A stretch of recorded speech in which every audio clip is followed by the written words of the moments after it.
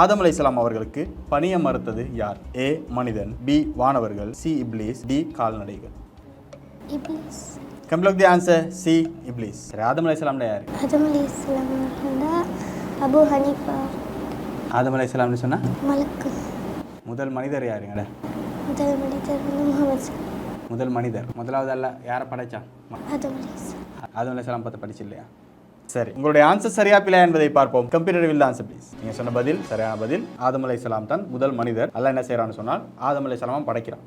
எதனால் படைக்கிறான்? களிமண் எடுத்து ஆதம் அலைஹிஸ்ஸலாம் அல்லாஹ் படைக்கிறான். படைச்சதுக்கு பிறகு அல்லாஹ் வந்து எல்லாத்தையும் படிச்சு கொடுக்குறான். எல்லாத்தையும் படிச்சு கொடுத்ததுக்கு பிறகு வானவர்களை கூப்பிடுறான். அல்லாஹ் இந்த வானவர்களை கூப்பிட்டு கேள்வி பதில் நடத்துறான். வானவர்கள்ட்ட சிலவற்றை காட்டு கேட்குறான்.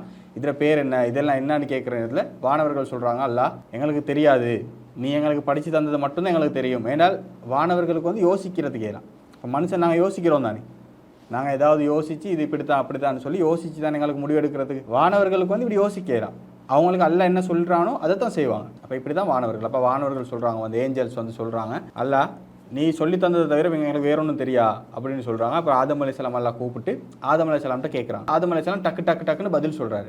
ஏன்னா அவருக்கு யோசிக்கிற அறிவெல்லாம் கொடுத்திக்கிறான். அல்லாஹ் சொல்கிறான் அவருக்கு பணிங்கன்னு சொல்கிறான். இப்போ வானவர்கள் எல்லாம் என்ன செய்கிறாங்கன்னு சொன்னால் அல்லாஹ்வுடைய கட்டளையை ஏற்று பணிகிறாங்க. இப்லீஸ் என்ன செய்கிறான்? பணிகிறான் இல்லை சொல்கிறான், மனுஷனை விட நான் உயர்ந்தவன். என்ன மனுஷனை நீ வந்து மண்ணால் தான் படைச்சிக்கிற. இப்லீஸ் எல்லாம் என்னத்தில் படைச்சிக்கிறான்? நெருப்பால் படைச்சிக்கிறான். இப்லீஸ் சொல்கிற ஷைத்தான் தெரியும் தானே, ஷைத்தாண்ட மூலம் தான் வந்து இப்லீஸ். இப்லீஸ் வழி தோன்றர்கள் தான் இந்த ஷைத்தான். இப்லீஸை வந்து நெருப்பால், ஜின்னை வந்து எல்லாம் நெருப்பால் தானே படைச்சிக்கிறான்.